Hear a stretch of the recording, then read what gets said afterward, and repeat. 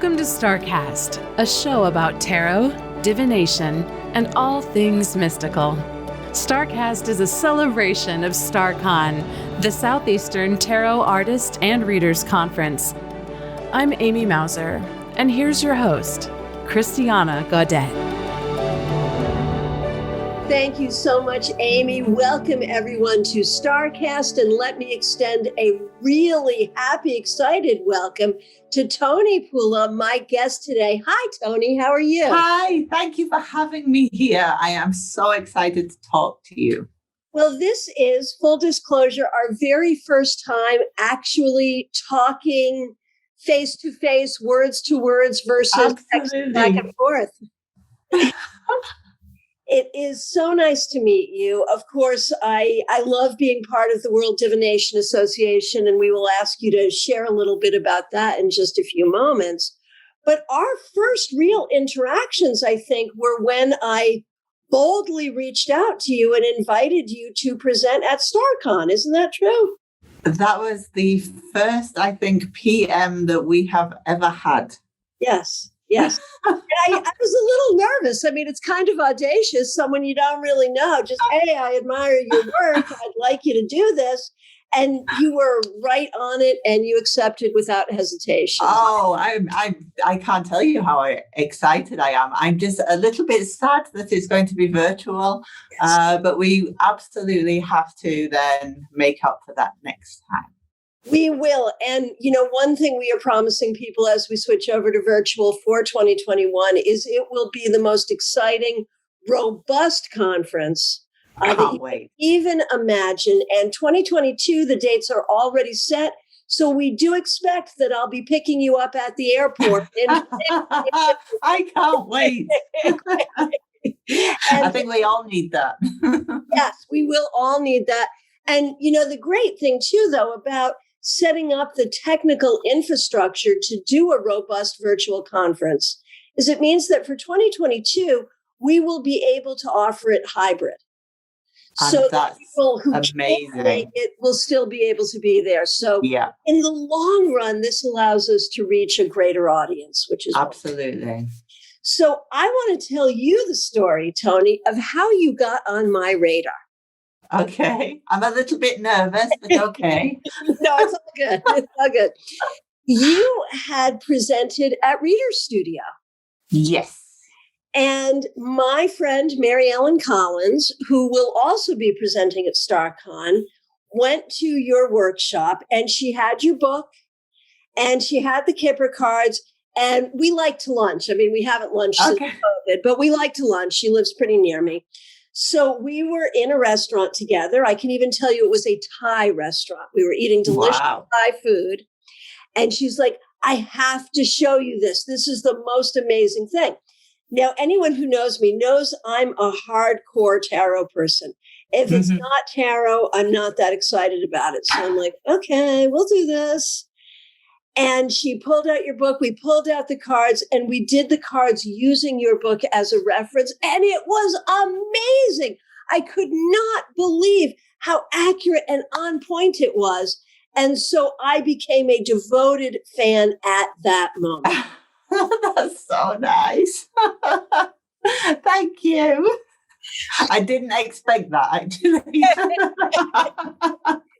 Well, and when we started planning StaarCon long before COVID, it is a tarot conference, but we really wanted to do a wide range of topics because we tarot people are interested in all kinds of divination and all kinds of spiritual topics. Well, I think it's also with the other divination systems, because obviously I read others as well, but I think they are such a nice complement to the tarot, and I think the tarot community actually can profit in that respect from a little bit of additional practicality in the mix. I so appreciate you saying that. And that really leads me into, you know, let's learn about you. What was your first personal divination system? How old were you? And tell me about your first reading. Oh, I don't even know. It's been in my family.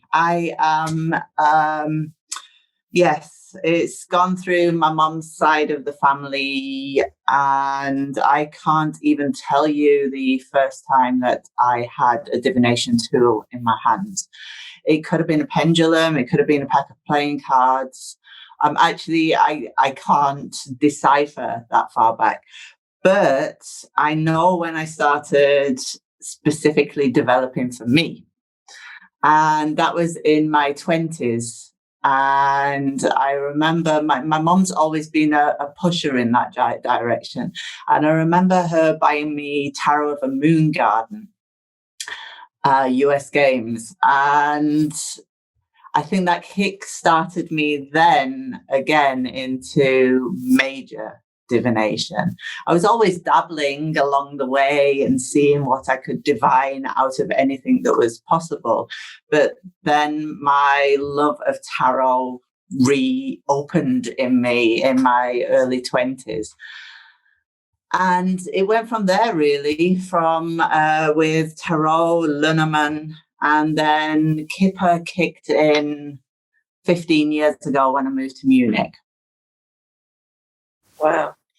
And so tell me, because, here I am in the United States, where a lot of people are still like, what's Kipper? Is it a kind of fish? They don't know. So talk to us about what Kipper is and how is it? Like, does everyone do it in Germany? What's it like? Tell us. In Germany, not everybody does it. No, I think it came back with a vengeance when Chiro did the Fantasie. It was always in the shops, the original Kipper Deck. And I think it was only really old school readers that were Kipper carding, and also kind of families, because it's a situational deck, which means that we don't have any of the symbolism in there like tarot holds. There's no religious symbols. There's no anything to go on. It just shows you a situation on a deck, on a card. And each card has a different situation on it. And it's how the cards come together as a whole to show a narrative storyline. And so the families here, I live in Bavaria in Munich, and it is super Catholic area. But Kipper is one of the decks that is socially acceptable. So you pull a tarot out and you may have people falling on the floor, but you pull Kipper out and it's a soft, situational, come on, we'll tell a story with the cards kind of approach. And there are families who sit down on a Friday night to read their week ahead, but not in what we call divination, I guess, in the larger scheme of things, just to see what's on the radar for the week ahead. Normal family stuff. And I think that's what Kipper really excels at, is showing those little daily things that we do. And it may not rock anybody else's world, but it rocks our own world. That those little things that happen on a daily basis that maybe you want a heads up about. So it's great for that normal life. And I think sometimes with tarot, we get a bit big in our interpretations, a bit large or emotional or grand sometimes. And Kipper really doesn't have that. There's no frills to it. It's just you will go and get your car MOT'd on Saturday, or, just the simple things, or your kids are really going to do your head in for the week ahead. It's the little things where you maybe in tarot you would have a broader or wider view of it, but in the Kipper it really is those simple everyday things. Wow. So how does it compare, say, to Lenormand, which I also see as being maybe a little more. Absolutely. Well, my two main, I've got three go-to decks, and they are the Lenormand, the Gypsy Cards, and the Kipper Deck. And the end result of a read would be technically the same. So you can broach the same subjects, you can approach the same situations. It's the manner in reading them to get to that end result that differs. And sometimes Lenormand suits people better with the emblematic reading, where you're looking for a heart, or you're looking for the key. And sometimes, if you are a super practical person, a situation will make more sense to you on a Kipper deck or on a Gypsy deck. So the Gypsy Deck, is that the comes in the orange box from US Game? That's the Gypsy Witch deck. Oh, okay, so that has playing cards and similar to the Lenormand symbols. Mm-hmm. But the Gypsy Deck that we standardly know as the Gypsy Deck is the Piatnik Zigeuner Wahrsagerkarten, and they are the unchanged since around 1920. They're a simple deck that's still being sold. Wow. So very interesting. So now I'm already thinking what I'm going to want you to present in 2022. Just so you know. But tell us, for StaarCon 2021 in January, I have asked you to present Kipper because of that tie launch I had with Mary Ellen. Mm-hmm. There would be no other possibility. Thank you, Mary Ellen. So can you share a little bit about what people might learn in their hour with you? In the hour with me, I'm pretty intense when I get into my love of Kipper cards. So I tend to infuse as much information as physically possible so that somebody can actually pick up a deck. And the simple requirements of reading with Kipper cards can be presented in 5 to 10 minutes. So a reader can really start reading and really start finding out what those future predictions are with accuracy within 5 to 10 minutes, just by having a list of the card meanings and the basics that I teach. But then I tend to go a little bit further than that.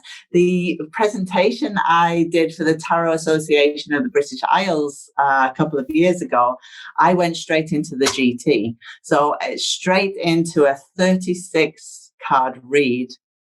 And I may do similar at StaarCon, because it actually presents the system, shows what you can do with it, and it starts people already identifying with the characters, the storylines that are in a Kipper read, and so that people can start formulating those storylines. I always say, think of it as a movie board and how they plan each scene out. And, that's your Kipper cards lined up. Each scene has a particular Kipper card. And that's probably my route for StaarCon. I love it, and I cannot wait. Now, I noticed when COVID hit, and it's such an interesting thing. We were in different countries, but dealing with the same thing. Maybe the governments handle it a little differently, whatever, but we're all dealing with this pandemic. And one of the things I noticed about you is that as soon as COVID hit, you put together a conference on Facebook, and you had us gathering together. I mean, within weeks, you just threw that together. I was suddenly a World Divination Association member, something I'm very happy about now. Thank you. And you just sort of made that happen. And so I would love to have you just speak about the WDA, what it is, how people can join, and sort of how you put together that strong COVID response that is still going on and still tying us together as a worldwide community. The World Divination Association, I think we started about 6-7 years ago now. And it was a safe place for me. It was somewhere where I could hang out with people that I really get on with and just talk cards, talk divination, anything that comes up. It's that in the Kipper Cards, there is a card called Convene, which in German says Zusammenkunft, and it means togetherness. But it means almost like togetherness with people who are on the same wavelength.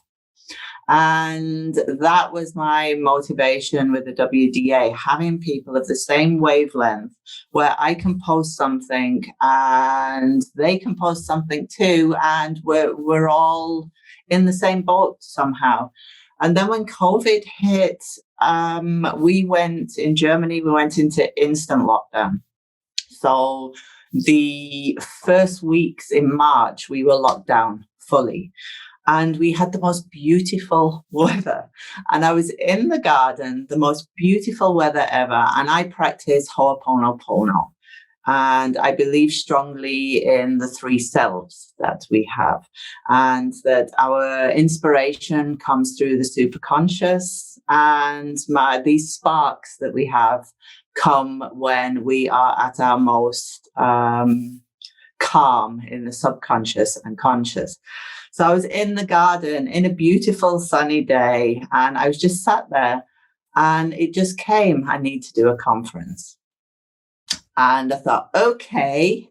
So my husband was there, and I said, I think I need to do a conference. And obviously the first response, you do know that we're locked down? I said, yes, but I think we need to do an online Facebook conference.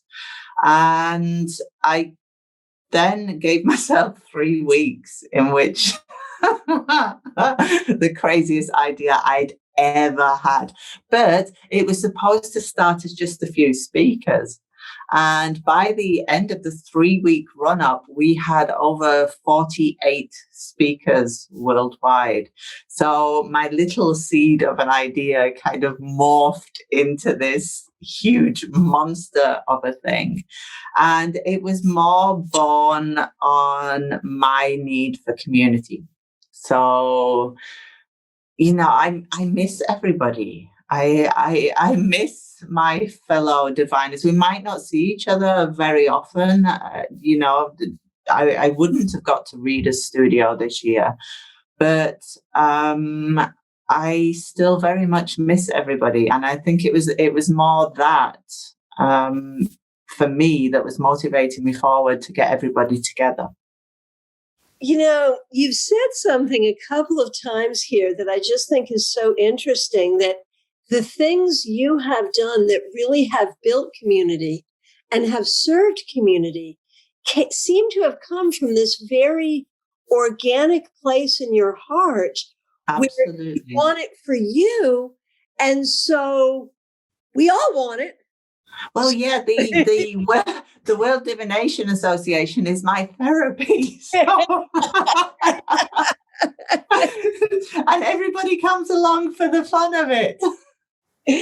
And, I just love that. And that resonates something within me. And I think within any diviner who is listening, I do this group called Tarot Circle. And now, Yes. Of course, we're all online, but Global Tarot Circle. right? Wherever I happen to be, we gather together in a restaurant or whatever to, do exactly that, talk about the cards, whatever. And I remember someone coming into a Tarot Circle meeting, just, in that, like, you could tell she'd had a day, right? Yeah. She was just all tired and draggy. And she looked at me and she said, your tarot friends really are your best friends. Because I can say to you all, I have had a tower day, and you all know what I mean. That's exactly that. But we also, like Christmas time and so, there are certain times of the year where some people struggle. And I always try to be mindful that we all have different times of the year in which it's difficult, more so now with COVID. So we have a policy in the groups that if ever anybody's having one of those tower days, post. and then the community is there to back up. And that is such a beautiful thing. And so now I'm gonna just ruin all these good vibes we have here, right? Oh no. Because when we talk about how important community is and how the community of diviners is supportive and fun-loving and funny in all the best ways, and how we build these communities not just out of service, but because we long for it in our own hearts. And yet, as with any community, we know that there can be difficulties, and, pretty much spin the wheel at any time. There can be a particular problem, a particular kerfuffle that we're all sort of dealing with.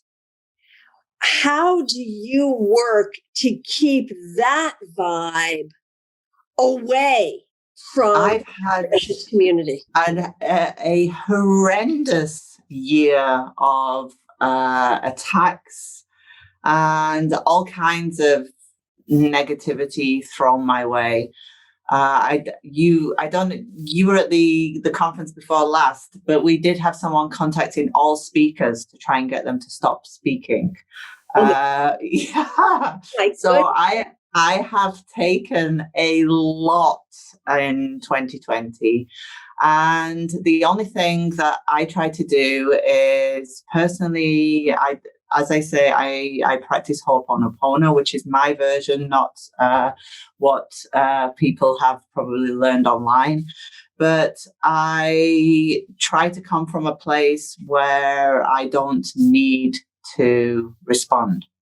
So my response is to focus on me, focus on our groups, and make sure that everybody who is within our area is doing well, and try and elevate everybody rather than focusing on the negative parts.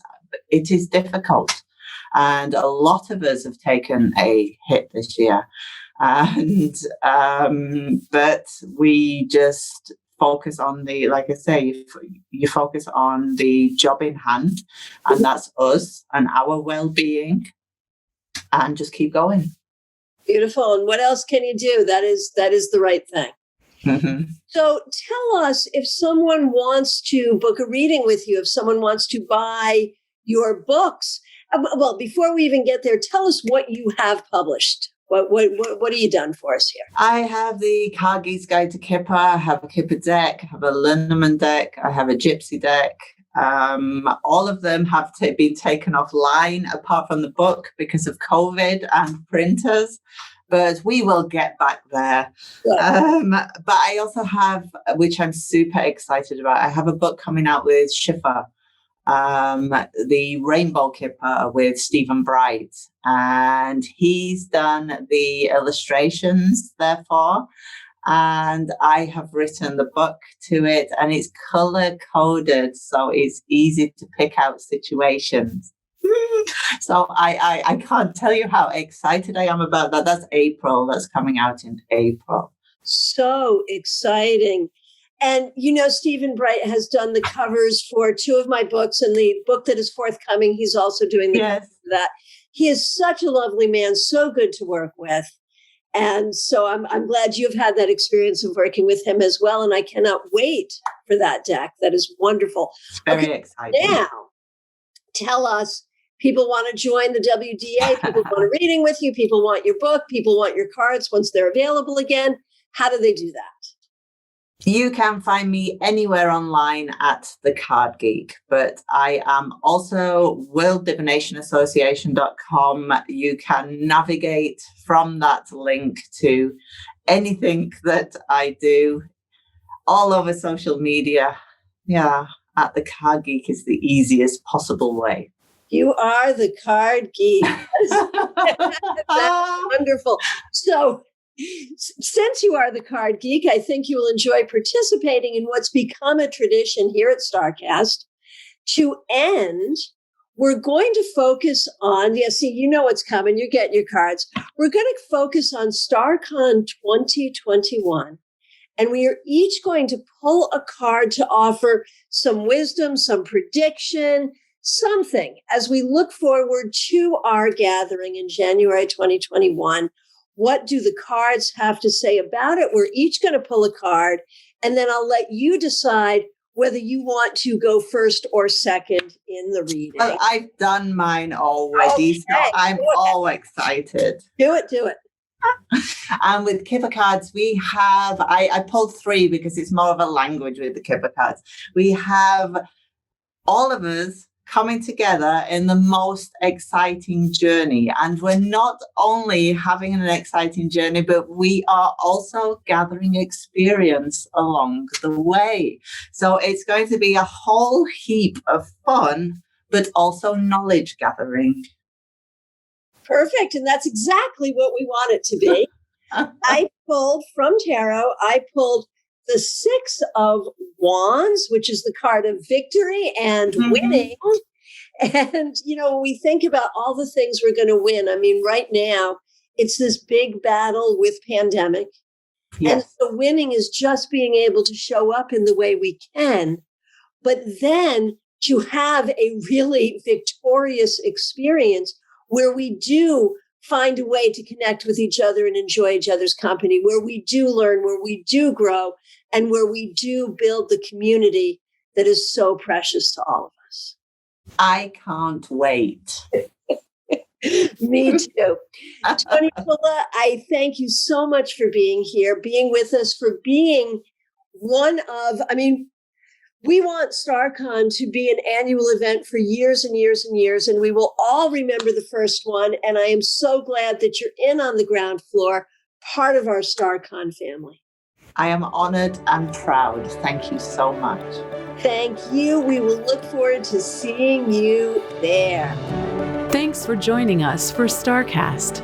For more information about our annual conference, visit us online at staarcon.com. That's StaarCon.com. We are looking forward to seeing you in January.